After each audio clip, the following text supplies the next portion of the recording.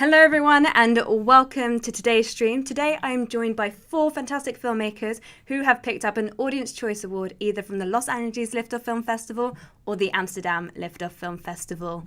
Let's start by finding out a little bit more about the filmmakers who are joining us here today. And the chat room is now open, so if you do have any questions for our wonderful filmmakers throughout today's session, please feel free to put them in the chat room and we will do our best to answer any questions that you may have. So let's find out a little bit more about who is joining us here. Juan, why don't you kick us off and tell us who you are, what your product is, and also what your role was on the film. Hello everyone, so I'm Juan Manuel, I'm from Mexico. The movie I'm in is There Are No Slums for Women. In Spanish is No Hay Barrio para las Mujeres. I kind of did a little bit of everything because we were a small crew. I'm a producer, I did editing and some of color correction. Nice. And well, that's basically it. Fantastic. Well, we'll be screening your film second from last today, and I cannot wait to ask you some questions because there are some points in this film that I don't know quite how you did, and I'd love to find out more. So I look forward to finding out more. Alex, why don't you introduce yourself and tell us what your film was and what your roles were? My name is Alexander Raye Pimentel. I made the film Rattle-Can.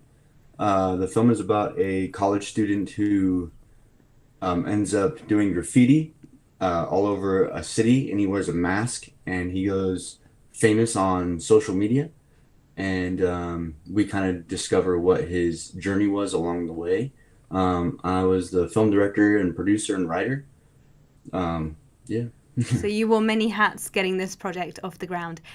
We are screening your film first, so what we'll do is we'll delve into that in a moment. But let's find out a little bit more from the filmmakers that are here. So Peter, tell us a little bit about yourself. My name is Peter Bjørklund Andersen. I was the writer and director of If I Didn't Care. It's a film about a son escorting his father to chemotherapy and having some troubles if he should confront his father or not about some stuff in his childhood. So and then I wrote and directed and edited. So amazing. Amazing. Again, wearing lots of hat, which is the true independent filmmaker style. And Bruno, finally, your film, Chess Games. Tell us a little bit more about yourself and your role. So hi, my name is Bruno. I come from Croatia. Currently now I'm in Milano. So I made a short film called Chess Game, and essentially what it is about is when 2 friends during the game of chess, they lead a discourse and the story begins to unfold. And then you have it kind of takes you in the story and such. Amazing. Again, I'm looking forward to delving into your project and finding out a little bit more. But let's start with Rattle-Can. So I'm just going to gear that up on my system here. So that is starting to come through. It takes a little bit to come through on your side, but it's only a very slight delay. But that should come through. But in the meantime, Alex, why don't you tell us a little bit more about how you found this story and the inspiration behind it? For Rattle-Can, I would say it all really started when I had watched Exit Through the Gift Shop by Banksy. Yeah. At the first college I had attended, we were in class, and I really was impacted by the community and what graffiti meant and stood for, and what the feeling I got when I was watching a bunch of live footage of people going around expressing themselves with vandalism. And so that was quite a long time ago. From there I said, I want to make a movie about graffiti someday. It's shelved as a project. And then I had met somebody who was interested in producing the film later on, and we ended up moving forward with it. Fantastic. And this is a feature film for everyone that is watching. And I think it's absolutely fantastic that you've jumped in and been able to get a feature off the ground. Do you mind letting us know a little bit about if you got this funded by a counselling body or if it was self-funded? Tell us a little bit about the history behind getting this project off the ground. Yeah, so I met a gentleman named Mr. Ramirez, Jose Ramirez. I put together a packet of, this is how I want to make this film. This is what we're trying to achieve. this is ways that we're going to go about it. It's interesting because this is my 4th feature film, so Amazing. we make movies for under 10 grand. So we really have to have a really good plan when we come forward to make the film. And after I pitched everything to him, he told me he was interested, and he fully funded the project. And from there, we just started going at it. Amazing.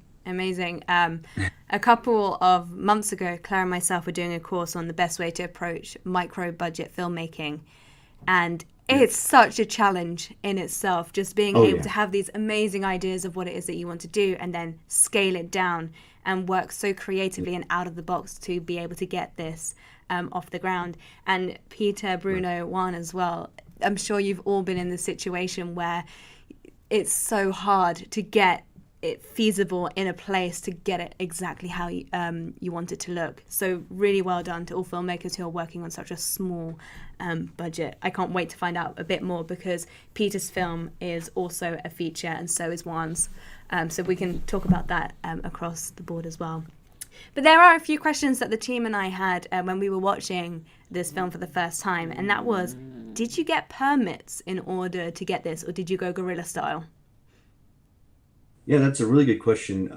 For the graffiti, it was really about where can we do this? Where can we put up something on a wall and not, I mean, it is vandalism at the end of the day, so we had to go get permission. And we used, we came up with the idea of using spray paint that is like chalk and it can wash off the wall. Okay, great. So the artwork was a big piece of it. We had to sit down, me and I had a production designer, his name is Nick. We really went over ways that we can achieve putting art on the wall and going to ask folks to do that. So we did end up getting permissions and stuff like that to go make the graffiti. Those are probably the most challenging shoots because you're out late at night, you're putting this stuff up on the wall. You want to make sure that it looks nice, but at the same time it looks, our goal was to have it look almost like it was documentary style, because that was what, we watched a lot of graffiti documentaries of people who make graffiti all over the world, and all of it, that when you study it, it really feels raw and like you're there with them. So that was what we were trying to achieve. And then the interiors, like the classroom and the motel sequences, that was just a matter of going to those business owners and saying, are you okay with us filming here for X amount of hours?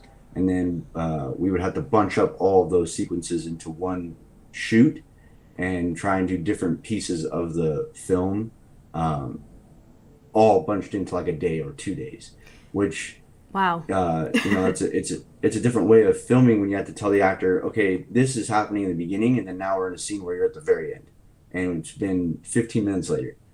So that's really how we approached it. So if you managed to do all of those different scenes within 2 days, how many days was this shoot in total?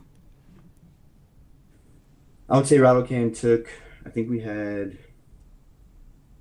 so I would say it was about 15 days altogether, but it was spread out. Yeah. Okay. And when was this film completed? We finished the film, I would say post-production started in 2019, and then because of COVID, we finished editing in the beginning of 2020, and we really couldn't do anything with the film at the time because the world was just in a completely different place. So Rattle-Can kind of had to be patient and waited until this year to release. And obviously you came through our festival circuit. How have you been doing on the festival circuit? Have you been selected for many other festivals, or where are you screening next? Yeah, honestly, I just submitted to this film festival. We all knew we kind of wanted to compete with it. And then it went pretty well. We were really excited about it. And other than that, it's currently streaming on demand on Amazon Prime and Tubi. Amazing. So people are watching it now. Fantastic. It's so good to always have the option to put it onto Amazon Prime and always have an audience for your film. I think that's amazing. So really well done. A few more notes that I had was, so you said that you were the director, the writer, the producer, and did you also work in the camera department as well? Yeah, I ended up filming, so because I wanted it more documentary style, I filmed everything that was present day for Ronnie's character, and then the film's really interesting because it cuts back and forth between him and an interview. And the interview kind of pushes the narrative forward of like he's talking about different pieces of how all this went down. Yeah. And I brought in a different cinematographer to film the interviews because I wanted it to feel very locked off, well lit. I wanted it to just be visually different from when you're watching him present day, which in the film is kind of the past. He's explaining what happened. And so I shot everything that was present day. And then writing, my style's really changed. I early on in film school, I've been filmmaking for about 13 years now. So early on, I would use a script and I'd be very adamant on these are the lines that we're trying to achieve. You know, in rehearsal, we'd be talking about what is the way that you would say this line or what is the beat. Now I do a treatment, and the treatment is like a paragraph of like, these are the beats. This is what should go on in the narrative in this sequence. And then the actors kind of just play with it, and we rehearse it, we mess around with it on set, and they come up, they kind of just really collaborate in a way of saying, this is how I feel I would view the character going through this moment in terms of these beats of the scene. So even my new movie we're filming now, we only work off of a treatment. Wow. So as the writer, I wrote the treatment, and then I was behind the camera and I directed, and having to produce and put everything together. That must be quite freeing to be able to let the actors make a lot of decisions and not be too tied up in the script. Yeah. If this is your approach, Right. do you do a lot of What I rehearsals before actually saying action? Yes. What I usually tell the cast and crew is like, this is how I make movies. I don't say that it's how everybody should make movies, Yeah. but there's something to be said about my process in the terms of getting everyone together, and it's really collaborative. It's even with the shot list. When I'm working with a cinematographer, my DP now, we'll sit down and we'll just say like, this is how I viewed this playing out with the location that we're in, with the circumstances that we have in terms of our budget and what we can achieve. What are some interesting ways that we can tell this story? And it really becomes very collaborative in terms of, I look at my job as like, I'm a coach and I got to bring together a really good team. And this team is always going to push it in the right direction if they believe in the goal. Yeah, I like that. And that's good. The director has to really be able to explain what the goal is. What are we trying to achieve? What is this saying? And then everyone usually rallies behind it really well and comes up with great lines, great moments, great shots. And that's how I've always come to find that is the best process for me to make a movie. Have you heard of a director called Mike Leigh? He's a British director, Yes. and he works in a Yeah. very similar way. It's Right. they have an outline of what they're going to film or what the script is about, Yep. and then the actors come in and they workshop with the actors until they are in a position where they're Yes. ready to shoot. It's a very interesting way to get spontaneity and also truth within performances. So I think it's very Absolutely. interesting what you're doing. Great. Okay, so with that in mind, let's go back to that question that we were talking about before we got onto the stream. Yeah. I'm going to reword it ever so slightly, though. Was there a moment in your life when you either watched a film or were inspired by Banksy's artwork, for example, that you realized that the creative industry or the film industry was the industry for you? Wow. I'd say it's probably two movies that really impacted me as a filmmaker. One was I was in the Army. I'm a veteran, Okay. and when I was in basic training, we watched a film called The Deer Hunter, Yes. Yeah. and I just remember sitting there in the middle of the bay with all these soldiers, and I was watching this film, and De Niro's character and all of them really felt like my friends growing up, and it felt real. Like I felt like these were people in front of me. And the second time I really had that impact was when I watched Martin Scorsese's Mean Streets. And Mean Streets gave me that same feeling of like, these are my friends. This is how it felt growing up in Los Angeles. Here's like real life scenarios that I can get behind. So I felt like ever since those two films, I've really kind of tried to achieve that in my movies. My movies really feel like, I usually say that they feel like people who are usually in the background. Not very Hollywood-like, because they're like someone that I think you would meet when you're walking down the street and just have a conversation with. And that's how I've always wanted my movies to feel like this is just a person that you could know. And I think that those two films really gave me that want to achieve that in all of my narrative storytelling. And so, yeah, Mean Streets and The Deer Hunter probably were the most impactful in terms of style and approach to film. Wow. I will be throwing that question out to all of you. So do have a little think about that as we get to you. For me, I approached it from a completely different perspective. I started as acting and then fell into this side of filmmaking and producing. There's a film here called Bend It Like Beckham, which is a very coming-of-age football film. It's not very intelligent at all, but it just sparked an interest in me, and that was the film that opened the world to filmmaking and to acting. And I don't know why, but it was just an inspiration that drew me into this industry, and I'm still in it like 20 years on. So it's amazing what a film can do and how it can put you onto this track and that you then pursue for the rest of your life. And it doesn't matter what kind of film it is, it's just a feeling that you want to follow. So yeah, right. Interesting, very cool. So you're now working on the next feature. Whereabouts are you? Yes. Have you shot it, or is it in pre-production? So we are we're 3 shoots down out of 12. Okay. So we're about one fourth of the way through the movie. This one is I've always wanted to make a gangster film. I really liked them growing up. I think it's a really important genre. All the way back from like the Roaring Twenties with Cagney in it, all the way up to like the original Scarface, the newer Scarface with Pacino. The gangster film genre has been really important, and so I've always wanted to try it. This one's about a veteran who gets out of the service and he goes down a life of crime, and it's really fun film. I tell everyone who's a part of it that it feels like a roller coaster, the whole thing. It should just wind and twist and flip you upside down and feel like it's just constantly a ride. And we should be filming through the winter here in Colorado. Okay. And so it's going really well.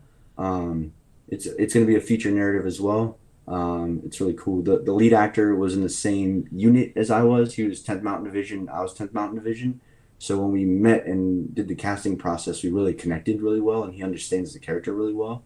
And it's going to be a fun movie. We should probably be done probably around the summer of next year and then go into post-production. Fantastic. Well, good luck with everything. I think now's a nice time to open it up to the rest of the group. Do you have any questions for Alexander? Anything that's been mentioned so far? Is there anything that you would like to ask?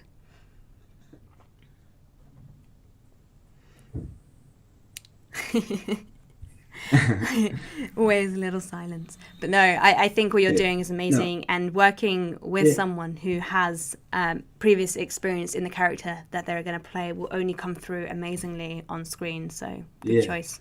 Oh yeah.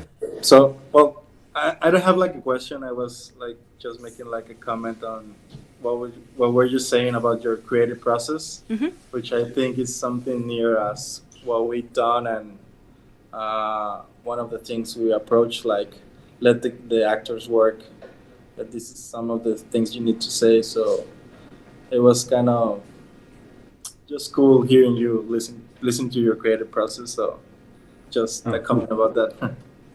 Yeah, nice. Yeah, thank you. Yeah, it's a different process. I mean, when I was in college, we used to have a class called Acting for Directors, and you had to sit there and see everyone's style. Like there was a person who did comedy, and the way they worked with the actors was so much different than I do. But you really learn, because you learn like how did they make a connection with these people, which I think is really important. When I go into casting, there has to be something between me and the actor where we really click, we connect, we understand things, we can just sit around and have a conversation, because that's really what a lot of the rehearsal process is. We sit down and we say, who are these people? What are they going through? Where do they come from? We talk a lot about moment before, like what was the moment before you walked into this particular scene? And I think it really sets the actor up in a mindset of, this is what I was doing, and then now they're not in their head anymore. They're acting, they're doing the actions, and then it really starts to evolve when it's like a tennis match. They hit lines off of each other, and it becomes its own thing. And it's great to know when you have a treatment, because then when they're bouncing off of each other, they know where they're going. They know what the beats are. They know what the drama should be, or the conflict. And then it really just evolves into something, what I usually say, something better than I could have ever written, which I've come to find to be true in my career. Alexander, do you have an acting background? Oh no. So everyone, all the time, every movie I get ganged up on and everyone wants me to be in the movie, but I don't ever really want to be. So I have acted in, I think, all the movies, but it has been out of being voted to do it, not because I wanted to do it. Fair enough. The only reason I ask is because the way you were explaining about your acting process or how you work with your actors is very similar to how I feel an actor turned director works with their actors, giving them the freedom to make a lot of choices and not necessarily giving them as much structure as some other directors do, or the opposite, where you've got a director that is focused on the cinematography and not necessarily building the character relationships, which is, again, something I want to speak to you about, Peter, when we get to your project, because the chemistry between all your actors is phenomenal. So we'll get there in a bit. But that is everything for your film, Alexander. We're going to move on to the next one. But do stay in the conversation and ask questions, and we can go full circle and if anything else pops back up. Thank you so much for filling us in with everything that you're working on. Absolutely. Okay, Thank you so we're for going to having move me. on to chess games. So here we go. That is now starting up on my side. There we go. The title has just started rolling. So Bruno, tell us a little bit more about your project and what inspired you to write this film. All right, so the story all began, it was during the lockdown. And as we all may know, it was quite a boring time. Yes. Everything was closed and etc.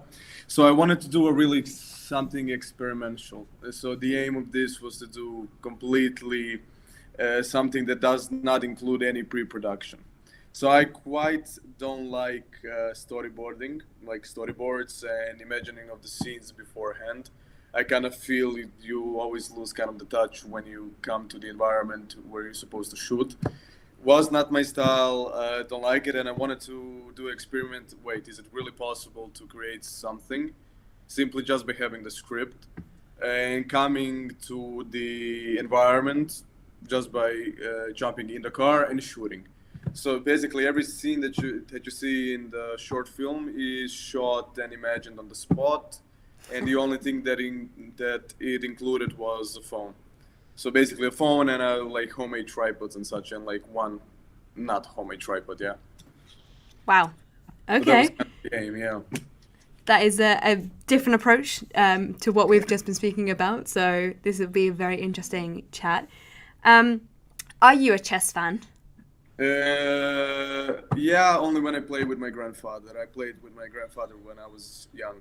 Okay. Then, now not so much, but beforehand, yeah. So I know it's actually a completely different tone to A Queen's Gambit, which was obviously a huge success Netflix show. Was there any, when you were making this, did you have that in your mind at all? No. Nope. No, I didn't think so. In all honesty, didn't watch the Queen Gambit yet. I'm kind of waiting until the hyping thing comes down a little bit, then I'm gonna watch it. Fair enough. Okay, so then walk us through when you found your set and you found your locations. What was your process in order to starting to set up the shoot? Right, so it was me and my friend. So I asked my friend to help. My friend was kind of like interested in acting a bit, but never really did it. So, and it was just a production between me and him. So I've written the script, and then we started like, okay, let's meet this day, and then we're gonna go and shoot. So, for example, we met, and then I got the idea, okay, we can check this space, and then when we arrived, it kind of began to unfold.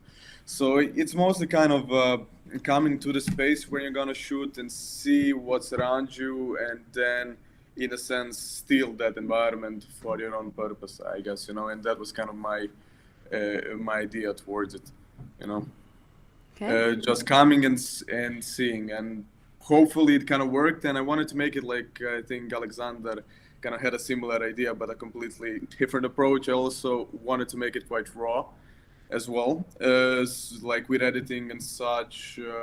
As you can see, like black and white, black title, black thing, and then white subtitles. So I kind of wanted to make it that kind of a way. Okay. So yeah, that was basically the goal, I guess. Great.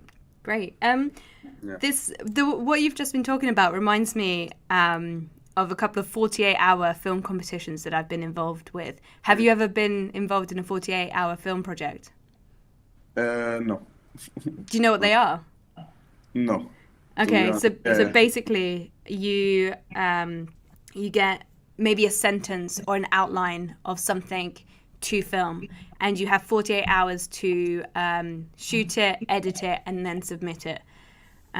Okay, interesting, yeah. And I feel like with your approach to just like rocking up to a location and being like, this is what we're going to do this and this and this, I Yeah. think you'll be so good at a 48-hour competition, because you just have to make decisions on the spot and go with the flow. I'm sure there are some in your city that they are all over the world. Yeah, that sounds quite interesting, actually. I don't know how I haven't heard about that, yeah. I think there's even crazier ones where there's 24 hours. I think there's a 24-hour one, but 48 is the most common, and then there's also a That's pretty amazing, 72-hour one as well. Awesome, that's cool, yeah. So yeah, definitely check them out. Has anyone ever done one on the call here? You have? Well, what was your experience like? Well, so I came into one of those competitions when I was in film school. So we got a lot of people involved, and we were like packed in the school, and it was quite fun. It was kind of chaotic in a sense, but it was fun because you need to write, you need to plan the shooting, find the locations, and yeah, it's fun. It's challenging. Yeah, definitely. That's cool. That's your challenge for the beginning of 2022 to do one of those, and I want to see it when you've done it. Okay, so what are you working on next?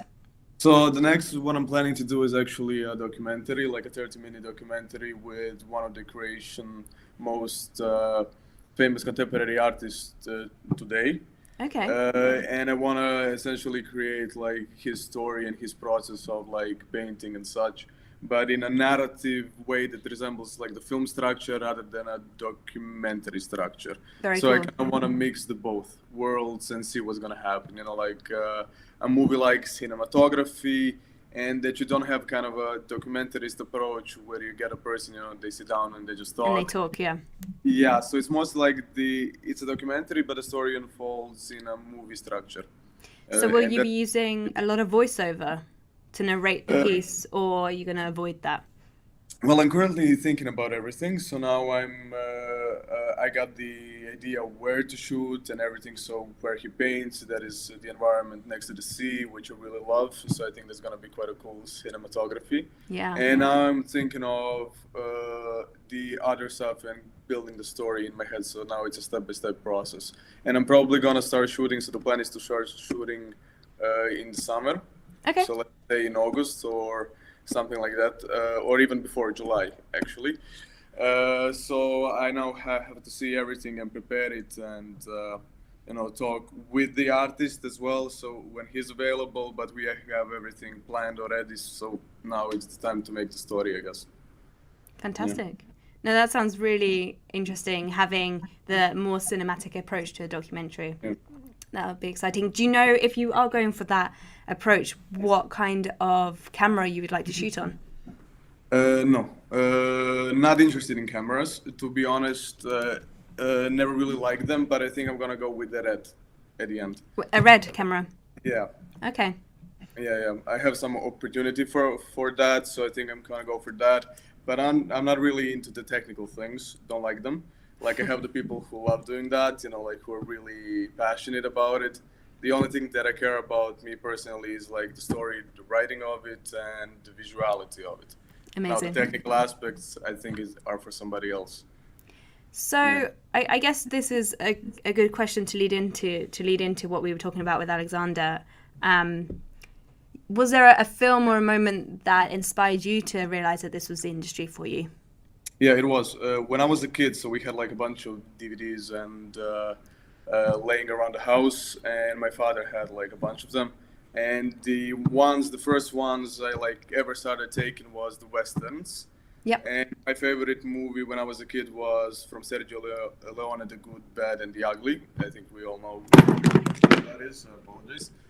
Yep. And from that moment on, I fell in love with movies. You know, like I started watching every type of western and every type of the CD that we had, and then later on, you know, I started like once I figured out the internet thing, you know, downloading everything and stuff. So yeah, but it all started actually from Sergio Leone, and I think to this day he's my favorite director. Yeah.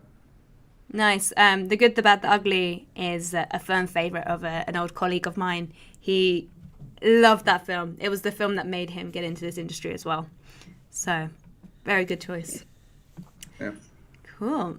All right. And final question then. How is Chess Games doing on the festival circuit? So, as well as Alexander, I submitted to the Lift-Off. Now I'm actually thinking of submitting somewhere else as well after this. So for now, it's going quite well, as we'll see. I'm here now. Yeah, so it's cool. Great. Does anyone have any questions for Bruno before we move on to the next film? No? Bruno, do you have any questions for us here at Lift-Off? No, actually, it's pretty good. Yeah, everything's fine. All right, cool. All right, in that case, let's move on to the next film. So we're going to move on to Juan's film. So Juan, I'm going to load that up this side. Do you want to tell everyone a little bit more about the inspiration behind your feature-length film? Right. So basically, There Are No Slums for Women, which is the translation. It's a movie from our director, Donald Witcher. Basically, he has worked on movies before, and he had like a small pause in not doing movies. And during the quarantine, he basically got inspired. He lives here in Mexico. He got inspired a little bit about the context of what happens to women and the violence of women, and he decided to make a movie. So that was basically the past year around April. I got on board around mid-August, and at the beginning we're just the two of us, right? So, and obviously me from being here from Mexico, it's something like present, right? Like it's something that I live here and I know about the context and everything. So that was basically some of the inspiration. Okay, nice. I was saying to you before we went live as well that the cinematography in this production is amazing, especially in these opening shots where you're using a lot of low light. Do you know what you shot on and who the cinematographer was? Yeah, we shot on a Blackmagic Cinema Pocket camera, Okay. 6K. And well, I mentioned before that I work on mostly like 80% of the shots. So I did a little bit of camera, and most of those early mornings I was the one waking up and Yeah, well done. They're great. yeah. So I'm from here, from Cabo, which is the location that we shot, and so it was kind of special for me, like just capture like my birthplace. So Cabo is basically like a desert and an ocean. It's a tourist attraction. Mm-hmm. So I was just trying to capture a little bit of the people, like you've seen in the first shots, like the working class people and all that stuff. Yeah, nice. Nice. So as this is your hometown, there's quite a few different locations that you use throughout the film. How was it scheduling and getting all those locations down for the shoot? So we shot on a guerrilla type of filmmaking. Okay. So we were not like going through locations and asking like, and I mean mostly of some like most of the locations are in the desert, so there's no need to ask for permissions. Absolutely. But so there's like a scene that it was shot on a parking garage of a small like shopping center, and and we didn't ask the permission. It was not busy. It was like there were no cars, so like after 2-3 hours, like a security guard just approached us and like, hey, what are you doing? And we were like, hey, we're just doing like a small project, nothing more. So that's how we got out of that one. And yeah, they were okay with that. They didn't mind that you were shooting there. Yeah. Yeah, it's interesting because shooting in different locations around the world, permits or no permits, is a very different approach that you can take. For example, if you're shooting in London near the train lines or the underground and you do not have a permit, you can get fined a ridiculous amount of money. So you often see people with cameras just like pick up the camera and run if you ever see someone in authority. So I was wondering if it was similar to that in Mexico, in any shape or form. So we were not worried about permits or in some of the scenes that we really needed because, well, I studied film school in Guadalajara, which is like a bigger city, and in there you need to get the permits. So it's basically about here in Cabo, like there are no films being made. So and actually, like people were seeing us shooting, like we were a small crew, but just seeing the camera, seeing like, some of the actors, they were approaching like, hey, what are you doing now? We're shooting a movie. So they were like, oh, can I see? Can I stay and look? So, yeah.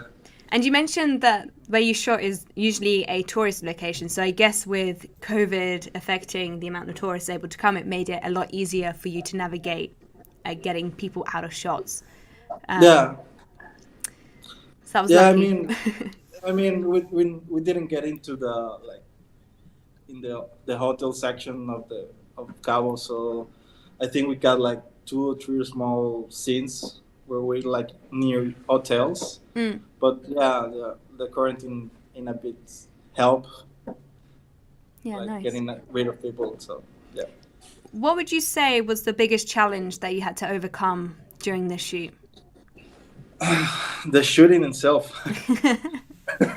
And I'll try to explain it. So when I looked, this was my first feature that I worked on. Obviously, I worked on short films, but the shooting itself, it was really, really challenging. When I see the movie finish, I'm just really, really proud of what we've done. Yeah. As I said before, we were a small crew. At most, I think we had like 6 people. Okay. Plus the actors. Okay. And so basically, the actors were non-actors, right? So they had their normal everyday job. Like they need to sustain themselves through the quarantine and whatever. So we didn't shoot like in a month, like continuous shooting. It was like spread out throughout the year. So basically our approach was, okay, we got some time from these actors, let's shoot this scene. And just make the time, and also going back to what Bruno said about just getting to location and just seeing what the frames will be. I like the storyboarding part and the planning of the shooting, but I find it fun and creative also. I think it's just like filmmaking is just so free in like what you can do, right? So in this case, we were like, okay, we know the location. Let's just go there with the actors. We already rehearsed in a sense. And okay, what will all our frames will be, right? So it was on the spot. And as I said, it's just like we shot the movie throughout a year, mostly. In a sense that like we shot a scene and we work on the edit of that scene, right? So by the end of the year, as we already shot the whole movie, we already had it edit, like the scenes. Yeah. So we just needed to like put it all together. Yeah. Right. Yeah. Great. That sounds like quite a nice way to work, that you have your puzzle pieces that are finished pieces coming together and you're literally just putting them together. Did you find that you dropped any scenes from the timeline that you had created by doing it that way to make the story flow better, or did it flow really well by doing it in the way that you've just described? No, we did. We did wrap some scenes. We cut some parts of current scenes that are on the movie. We made like our first version on, I think it was the end of July, and then we just, hey, we got this. What can we add and do better? We just shot a couple of extra scenes and just put it all back, and then we cut some stuff, and that was basically it. Fantastic. And I guess the same question as I've asked everyone else is, how is it doing on the festival circuit? So so far we have been selected in I think 15 festivals around the world. Wow. And we have won I think 8 or 9 awards. We have won some awards in Uruguay. We won best story in a Chinese festival. I mean, we just try to just go around the world. Amazing. See how it goes. Mm-hmm. It's been, when I speak to other filmmakers about the festival circuit at this moment in time, they are starting to reopen and live screenings are coming back, and we're starting to open up as well. But it has been a difficult time for filmmakers putting their films into festivals and then be selected for an online screening and not getting that whole experience that you were hoping for. Have you managed to go to any live screenings of your film? Have you seen it on the big screen? Yeah, actually, this past weekend. Oh, good, good. There was a really small festival here in La Paz, which is like a 2-hour drive, and most of the actors and their family just went. It was actually not the big screen, but it was projected. It was a small festival, but it was nice just to be on a theater, right? Exactly.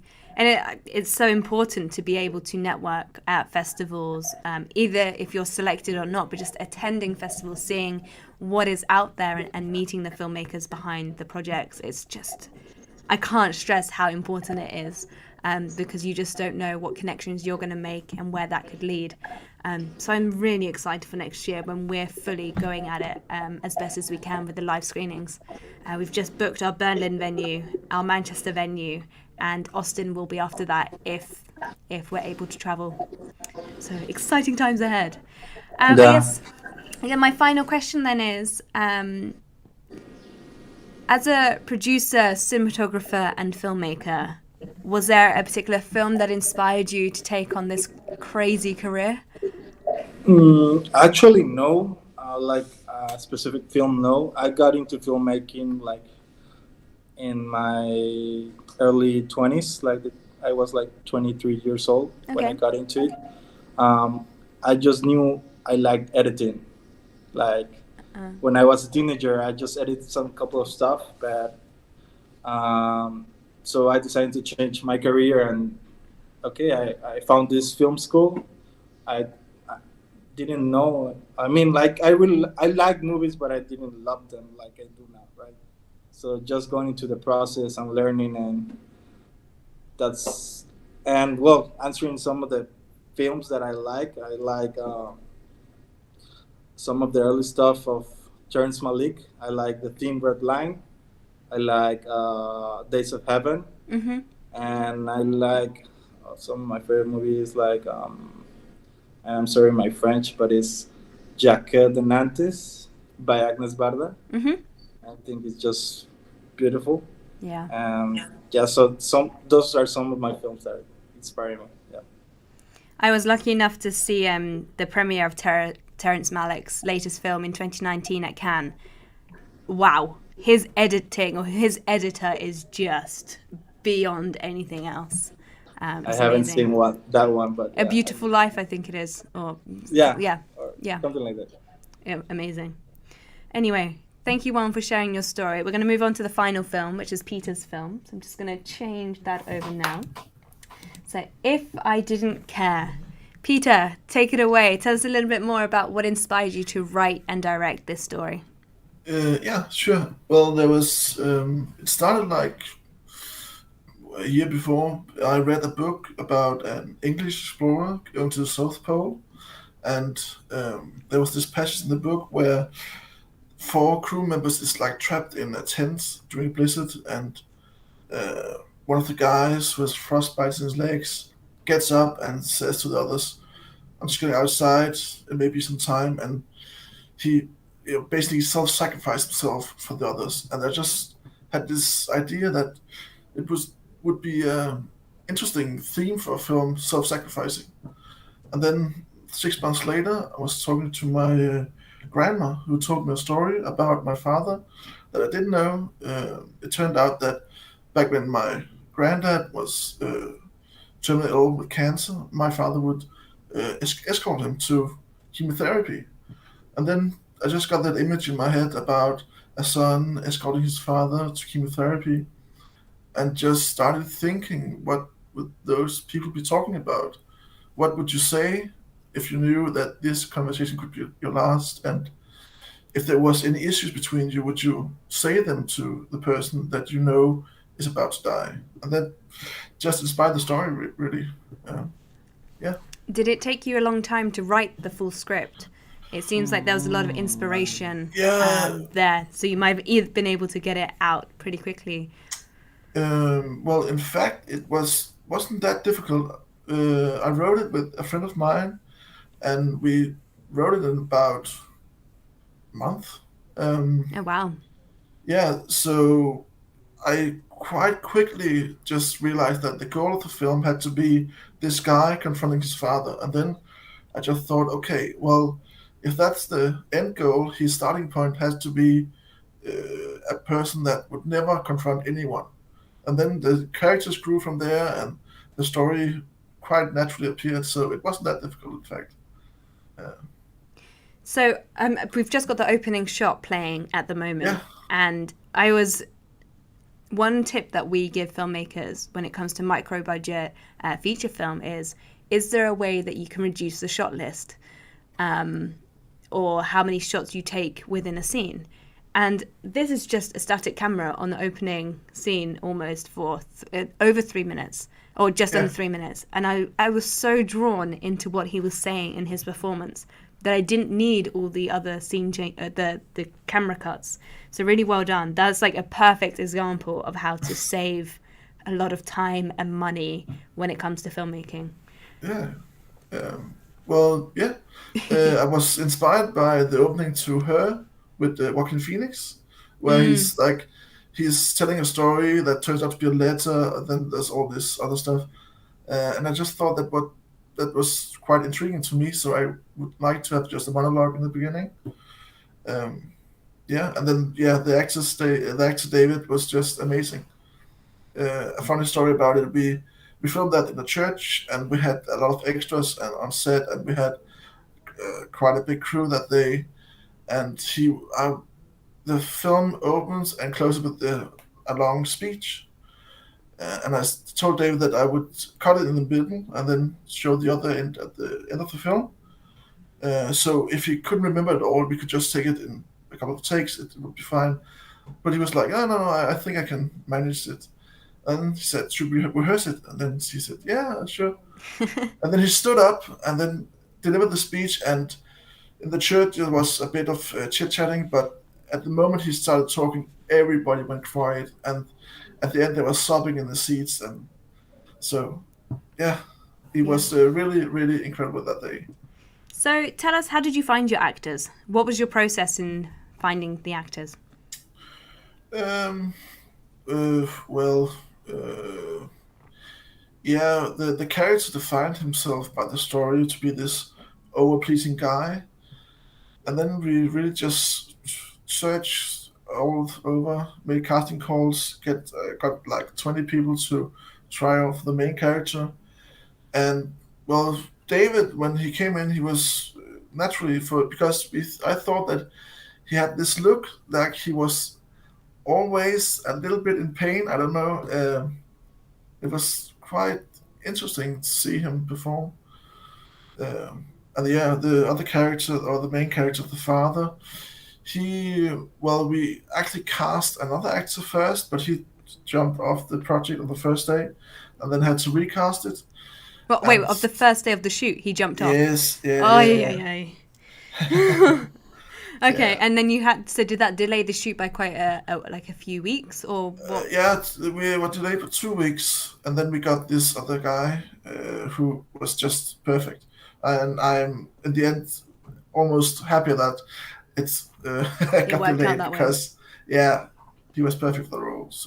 So with this father actor coming in 2 weeks after you were supposed to shoot, there couldn't have been much rehearsal period No, at there all was between none. them. None. There was none. No, they met on the set after the second first day, I could say. So And how did you manage to get their chemistry so good and so believable? I would love to take credit for it, but it wasn't really anything to be with me because they just hit it off. They met, and then they had like an hour or so where they could chat, and we rehearsed a bit, and then they just tried it and they hit it off. I remember we filmed it in like 10 days, and on the third day, they was just in the breaks between the takes. They were singing together. They were singing Christmas songs because it was quite close to Christmas at that time. So, I don't know. It just hit it off. It was perfect. Amazing. That's so good to hear that you managed to turn such a possible disaster into such a positivity. Yeah. And did you say then that the whole shoot was only 10 days? Yeah, the film is made. It was actually my final project at the film school I went to. Yeah.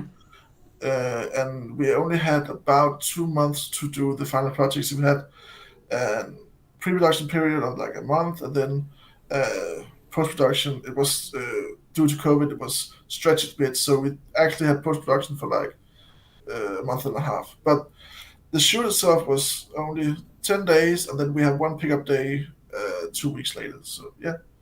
Wow. So this film is roughly 50 minutes long? Yeah. Do you have any plans to extend that to make it into I don't know, and like a 80-minute, 90-minute film? We haven't had any plans yet, but a lot of people has asked us because it's this weird duration, and we have ideas to how we could extend it, but I don't know. Yeah, it's a tricky time frame. Yeah, for it is. programmers, for festivals, for distribution. Yeah. I don't know. We have some ideas, so I guess we could do it, and we want to work with them again, obviously. But we're also a bit afraid to, I don't know, ruin the narrative we have now because we think that it's quite good right now, so we are afraid to mess it up. Yeah, fair enough. Can we talk a little bit about the different locations that you shoot Sure. in? Yeah.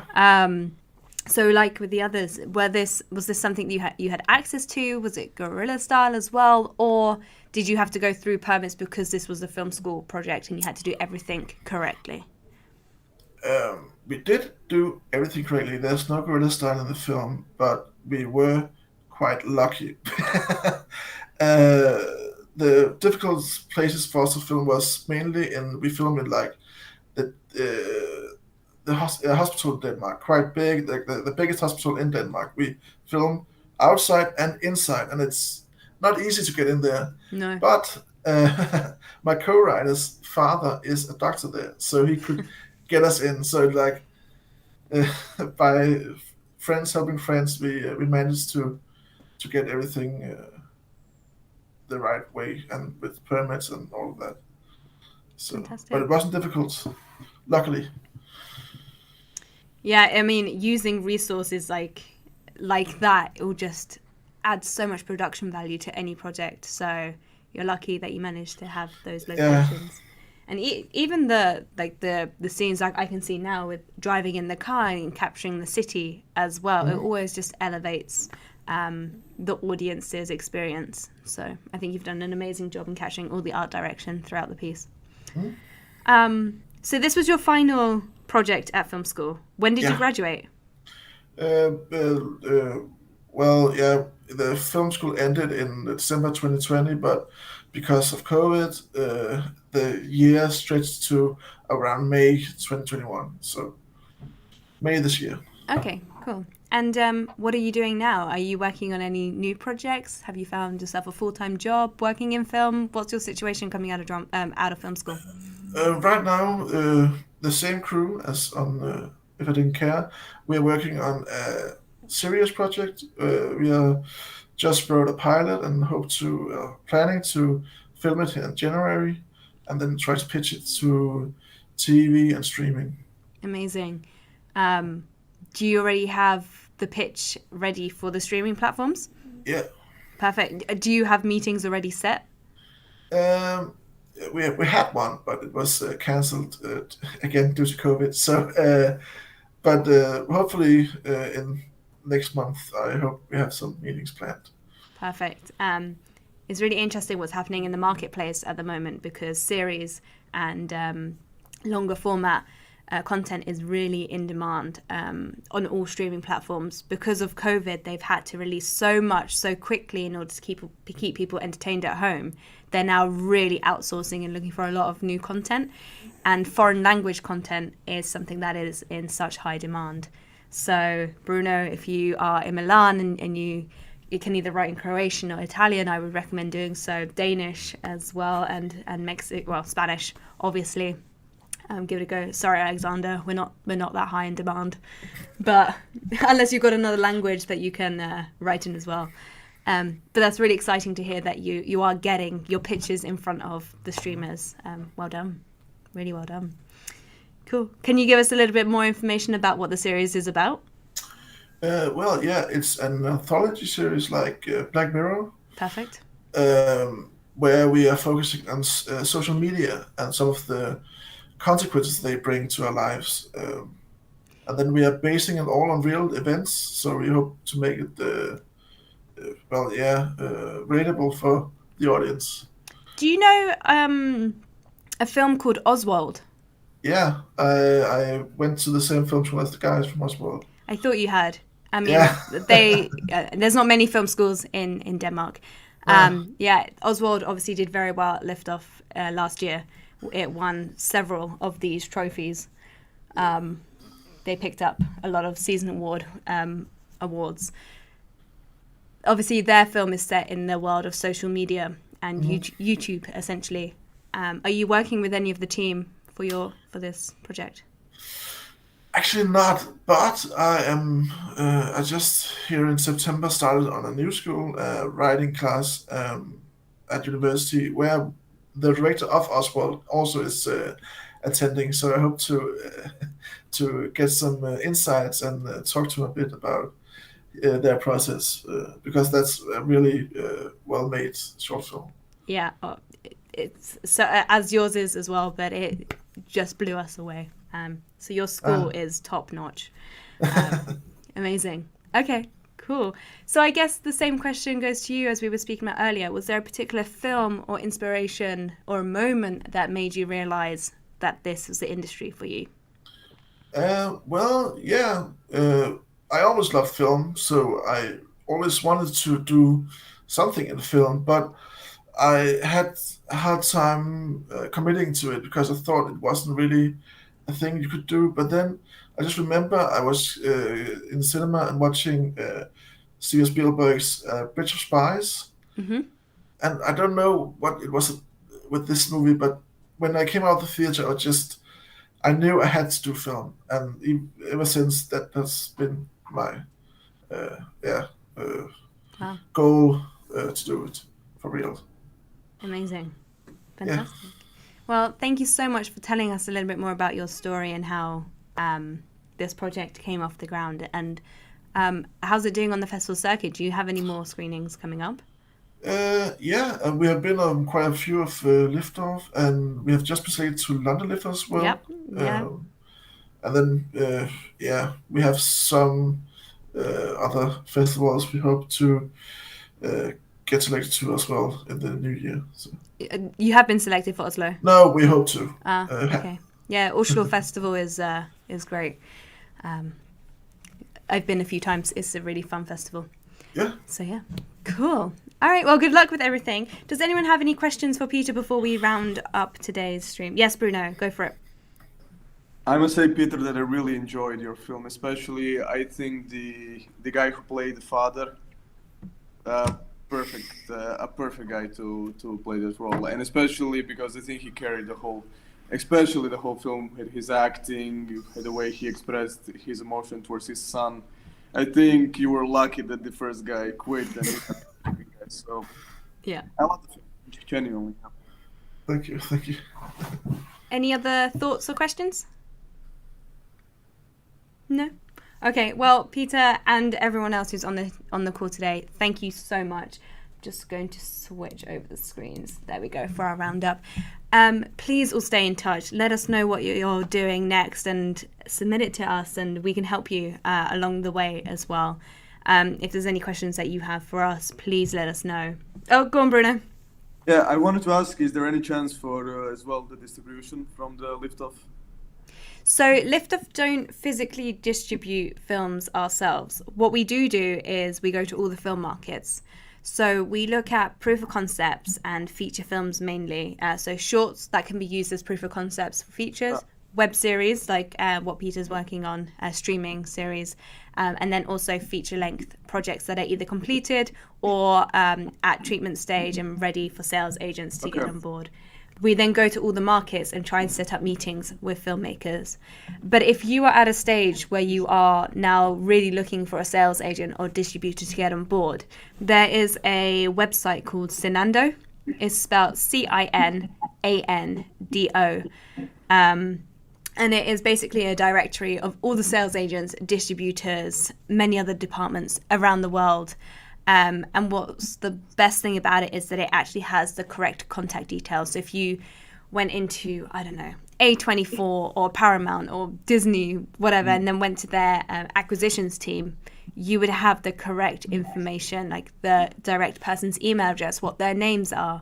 You would also then see what the company's ethos is, what films they're currently distributing, or what films they have as a sales agent and looking for distributors to get on board with. And it's just a really clever space to start building your network. So a little trick that we do here is we go onto IMDb Pro. We find out, I don't know, your favorite film, who distributed that, or a film that's similar to yours, who was the sales agent behind it. Then we take that information and put it into Cinando to get the correct email addresses. It just avoids all the infoware and the receptions or assistants. So you get straight to the direct person. And that's how we set up lots of meetings. Something to bear in mind, though, is that you ideally need a producer on board who can then represent your work. A lot of the time they don't like receiving unsolicited projects.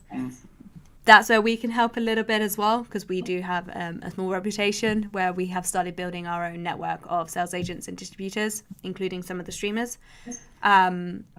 But that is something that really will help you if you have a producer who is a little bit connected.